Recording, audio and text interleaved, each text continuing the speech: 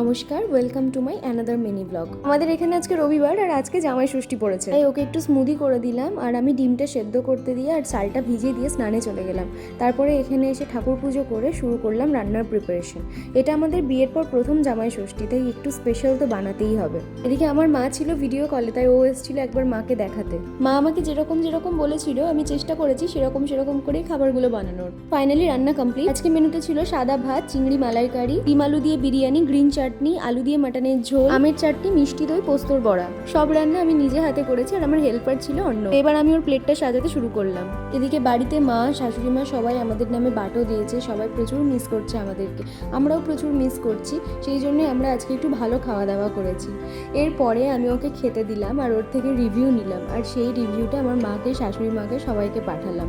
যাই হোক, আজকের ভিডিও এতটুকুই। দেখা হবে পরের আবার একটি মিনি ব্লগে। সবাই ভালো থাকবেন, বাই।